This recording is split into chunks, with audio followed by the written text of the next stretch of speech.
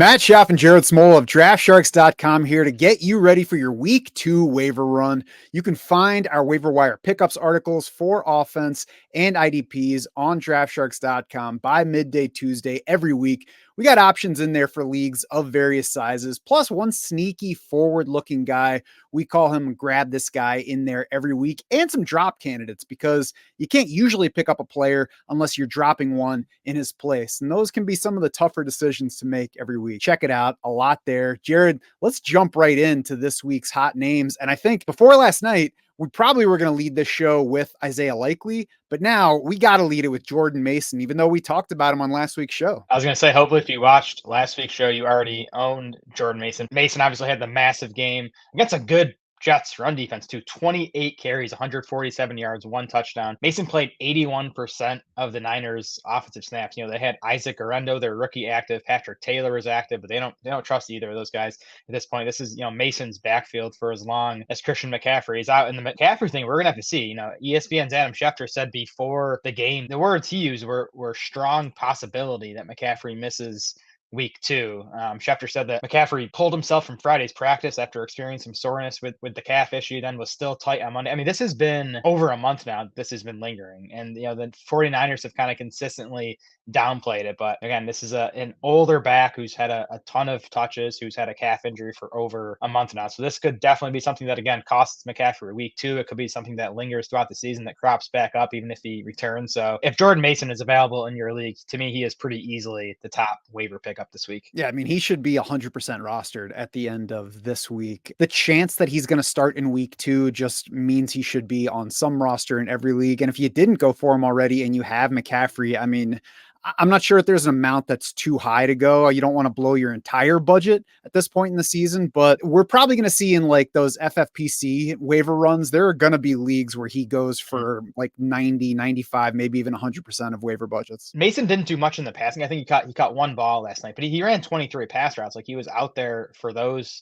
as well. So he's not going to be a zero in the passing game. We know how productive this running game is. Jordan Mason is a good back, obviously, in this system. So like I see no reason why, he can't be at least like a top 15 type running back for whenever McCaffrey's out. And again, those are just tough to find on the waiver wire. When you get the opportunity, you got to go for it. And if you are in a deeper league and you're like, yeah, duh, somebody already picked up Jordan Mason, he was drafted in my league, consider throwing a couple bucks at Isaac Orendo, maybe even Patrick Taylor. Just toss him on the end of your bench. If McCaffrey returns for Week 2 and neither of those other guys plays anytime over the next 3 weeks, you're really not losing much. If on the other hand, McCaffrey remains out and Jordan Mason goes down, suddenly you've got the guy that would then be the bidding war on the ensuing week of waivers. So think about looking ahead like that. Isaiah Likely, as I said up top, was headed to lead off this show after his surprising Thursday night game. Jared, the question is not whether to pick up Isaiah Likely this week. It's how much to pay for him. To me, how much to pay for him, that number increased after the tight end performances and injuries we saw in Week 1, right? Like a lot of the top guys busted, and you're not going to pick up Likely and start him over, even Mark Andrews, his teammate, or Dalton Kincaid, these guys that disappointed. But, we had Jake Ferguson go down. We have David Njoku with a high ankle sprain. He's going to miss multiple weeks at a tight end position that, already is, tends to be thin. We very likely just saw his best game of the season, but the usage was there for him. The Ravens went with 2 tight end sets on 53% of their offensive snaps in that game against the Chiefs. So they seem committed to, this being their base offense, which it should be, right? Like Isaiah Likely to me is a better receiver than Rashad Bateman or Nelson Aguilar, or any of these receivers behind Zay Flowers. So Likely should be a big part. I still think, Mark Andrews is going to lead the tight end group in playing time, in targets. I'd say the thing to keep in mind with Likely is Lamar Jackson threw 41 times in that game against the Chiefs. They were trailing throughout. Lamar Jackson last year averaged 28.6 pass attempts per game. That's about where he's probably going to be for most of this season. So you just keep that in mind, that the passing volume was inflated. But I don't think Likely is going away as, probably the number 3 option in this passing game behind Mark Andrews and Zay Flowers. He certainly should be picked up pretty much everywhere this week. I'd probably be willing to go to about 20 to 25%. If it goes beyond that, I'm willing to let somebody else have him. I think that, as you said, this is going to wind up being his best game, and it would be the best game of the season for most tight ends in the league. So that's not really saying a whole lot. I think that he's going to be in inconsistent on usage. In terms of targets, he should be on the field a lot more than he was the past 2 seasons. But in terms of targets, I think he'll be a lot more inconsistent than you might project from that game against the Chiefs. A couple of key things with Mark Andrews. Andrews is coming off missing 16 days of practice following his car accident. He came back about a week before that game with the Chiefs. That may or may not have factored in. Maybe it didn't factor in, but it's possible that he just needed a little bit of time to work all the way back into game shape. It's also worth noting that in that game, according to Pro Football Focus, Andrews faced more double coverage than in any other game since at least the start of 2021. So Andrews was out there and he was getting lots of defensive attention, and the Ravens said, that's fine, we'll just throw to Isaiah Likely. Now that we've all seen that, I think it's a lot less likely that future opponents defend them the same way. I think other opponents will be a lot more aware of Isaiah Likely. And as you said, I don't think that we should expect Baltimore to throw the ball nearly as much as they did. So things are just going to be a lot different than that game. So like I said, I would go after Likely, but I wouldn't treat him as though he is a top 7 tight end the rest of the way. Yeah, if you even go back and look at Mark Andrews' game logs against the Chiefs, he's never had a big game against them. You know, they kind of know how to limit Mark Andrews, and then obviously resulted in Isaiah Likely having that big night. It's just the ebbs and flows of the NFL season, right? Like now teams are going to adjust and pay more attention to Isaiah Likely. You're going to see Mark Andrews have a big game one of the next 2 weeks here. So to me, Likely is in like that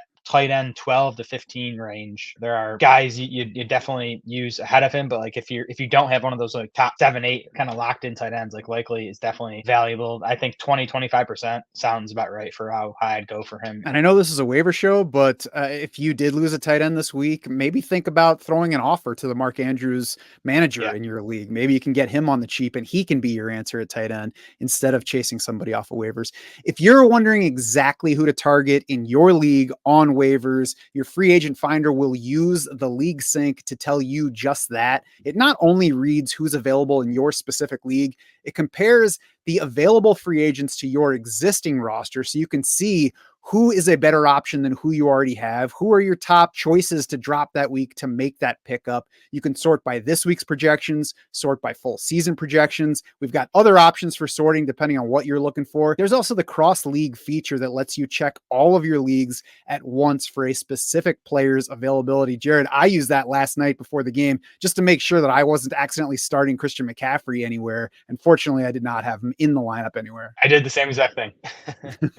So if you're not a DS Insider yet and you want some help managing your teams this season, check the show notes below to save on the regular season subscription. Will help. Let's move to running back now, Jared. For people who don't have the option of picking up Jordan Mason and don't want to go as low as Isaac Orendo, Bucky Irving and Tank Bigsby emerged from week 1 as I think very similar profiles on waivers this week. I'm with you. And if I'm picking between the two, I prefer Bucky Irving. I actually still prefer him as a player over Tank Bigsby. And more importantly, I think Irving's competition for carries especially is weaker than Tank Bigsby. Right? Like I think Travis Etienne's a better runner than Rachaad White. Pretty much a best case scenario for both Irving and Bigsby, I think, week 1. Bucky Irving trailed Rachaad White just 15-9 in carries. Bucky Irving 6.9 yards per carry to Rachaad White's 2.1. Some of that, if you go watch a game, like Irving, got the better blocking on a lot of his runs, obviously. But Bucky Irving beat Rachaad White in PFF rushing grade and rush yards over expected per attempt. Actually, Rachaad White, after being horrible in rush yards over expected per attempt last year, was second last in week 1 among like 40 qualifying running backs. So kind of, same old there with Rachaad White. Downside with Irving is that Rachaad White is still controlling the passing game work, and I expect that to continue because Rachaad White is a good pass catching back. Rachaad White ran 22 routes, just 8 for Bucky Irving. So that's going to make it tougher for Irving to be someone we can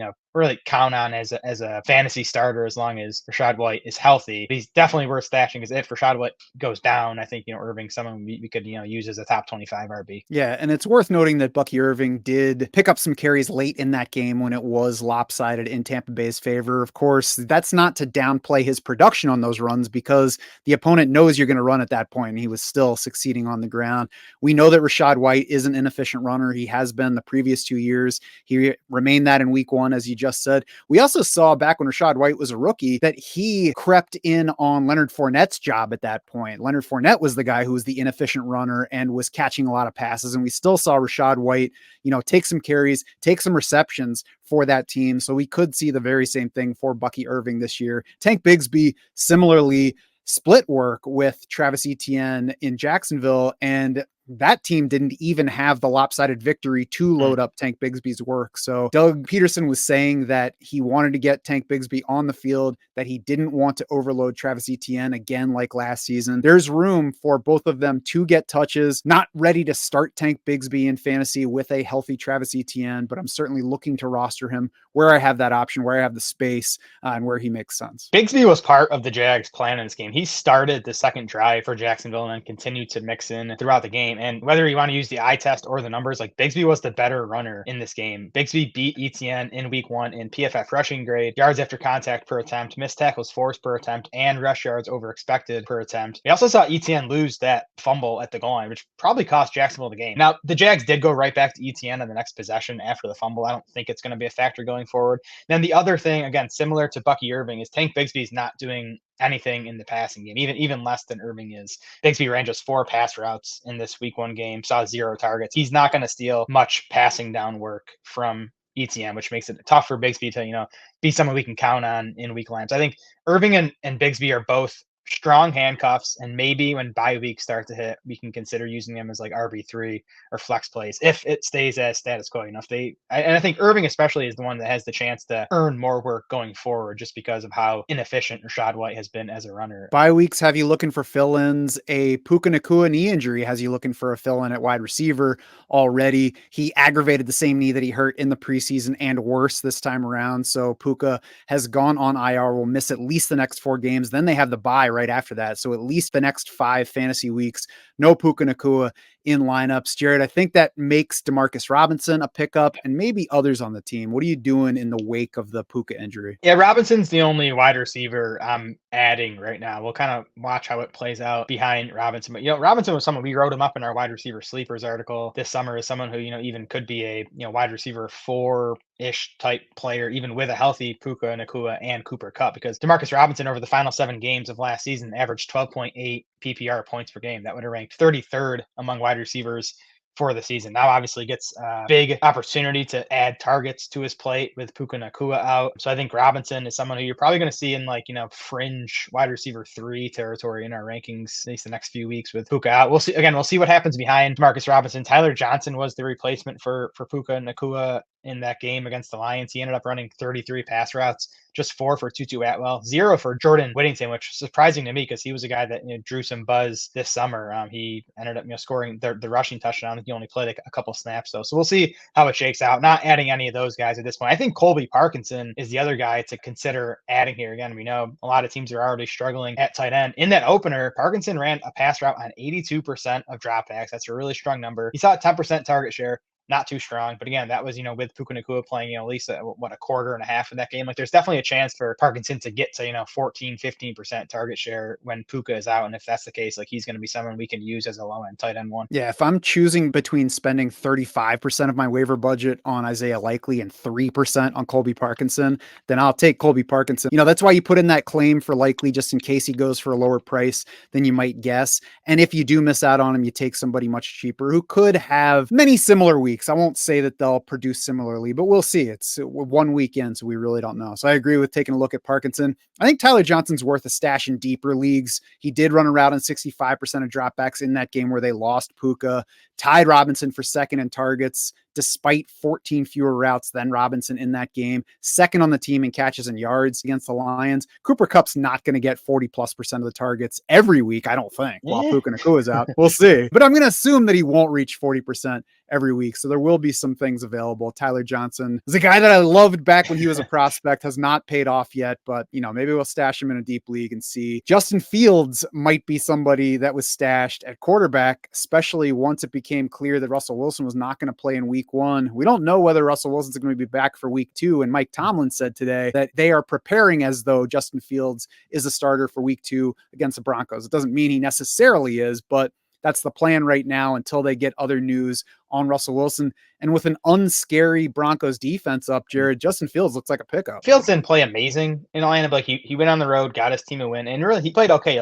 He didn't lose the Steelers the game. Fields was actually 7th in Pro Football Focus passing grade in week 1. Connected. It's only because almost all the quarterbacks stunk, right? Yeah, exactly. But that's what fantasy owners are dealing with. And Fields had a few long plays to George Pickens that either, got overturned or were, he was ruled out of bounds on one of them or whatever. So like the passing day could have been better. He had the 14 carries for 57 rushing yards. Fields had 10 designed runs in week one. That was tied for the most among all quarterbacks in week one. So he's obviously going to continue to produce on the ground. And he, like you said, Matt, he gets this Broncos run D that's particularly bad against the run. So I think Fields could have a big rushing day in week two, assuming he gets the start. He is inside our top 12 quarterbacks for week two right now. Just 156 passing yards in week one, 57 rushing yards, but 14 carries. I mean, if you tell me that Justin Fields is going to carry 14 times, I'll certainly bet that he'll beat 57 yards, most times. And even with a fairly sluggish fantasy line, he still outscored Dak Prescott, Trevor Lawrence, Brock Purdy, Joe Burrow. So can be a useful fantasy quarterback, rostered in just 13% of Yahoo leagues as of this morning. So I think Justin Fields is the top streaming level QB available this week. And really, Jared, I don't see a whole lot more that's worth looking at. Baker Mayfield makes sense, 35% rostered. I wouldn't go past those guys for my week two QB starter. Yeah, Baker's the guy for me if you can't get Fields and you don't like your, say you have Caleb Williams as your quarterback one. Like I would play Baker Mayfield over Caleb Williams this week. Baker had a nice week one, obviously in the box score and in real life. Baker was sixth among quarterbacks in PFF passing grade in week one in his first game in a brand new offense with OC Liam Cohen. So that was encouraging. The matchup is tougher this week against Detroit, obviously, than Washington. But you like that Baker is a 7-point underdog. Bucks still have a pretty solid 22.25 point implied total. Like this game has a high over under. It should be high scoring. Baker went to Detroit in last year's playoffs, threw for 349 yards, 3 touchdowns. Baker is the guy I would use if you're looking for a spot start quarterback and can't get Justin Fields. More people are going to be looking for a spot starter on defense in week two. And we had one emerge, not because of what they did against Houston in week one, but because of what happened to their week two opponent. It's the Colts, who sit number one in our DST ranks as we speak. I would leave them right there, Jared, because they are facing Malik Willis and the Green Bay Packers in week two. Yeah, if you've seen Malik Willis at all in an NFL field, it's been ugly, both as a passer and just no pocket presence at all. He's just had a massive sack rate. So there's a bunch of strong streaming options this week. I do like the Colts quite a bit. I'd go back to just attacking the Patriots. I know they got the win in week one. The offense was not impressive though. And Seattle's defense was good too at home for Bo Nix and the Broncos in week one. They actually had the highest team PFF defense grade for week one with their new head coach, obviously Mike McDonald, who came over from Baltimore. So I think Seattle would be my second favorite week two spot starter versus the Patriots. We mentioned the Seahawks last week as a potential 2-week streamer. The Chargers are another defense that we mentioned in week one as a 2-week streamer. They worked last week, posted a top 5 fantasy score on defense, still available in 85% of Yahoo leagues this week. They are at Carolina, which was terrible against New Orleans in week one. And the Chargers are then at Pittsburgh in week 3. So there's a chance you can use the Chargers for a third week as your streaming defense. And then, Jared, if we look ahead to week 3 for a streamer, the Colts that we pick up this week to play the Packers are home against the Bears. And we'll see what Chicago looks like in week 2. But the week 1 version of the Bears sure looks like an offense that I wouldn't mind starting a home favorite, which the Colts probably would be against in week 3. Yep, Colts will be in play. Roma Dunze is likely going to be out for that game. He's week to week with his knee injury. I expect him to miss at least 2 games. So that would help the Colts. If you're looking just to continue attacking the Panthers, that's the Raiders in week 3, who are home for Carolina. The Raiders defense, decent. The other offense I want to attack at this point in the season is the Broncos. Bo Nix kind of looked lost out there in his debut, just nothing working downfield. The run game was bad. So the Bucks are home for Denver in week 3. I think Tampa will be a pretty solid week 3 streamer. Can't fight that. The week 2 and week 3 projections are live on draftsharks.com right now. That means our free agent finder is ready to help you win the first waiver run of the regular season, and then just keep winning them beyond that, making your league mates look foolish, because that's ultimately our goal, to be your unfair advantage.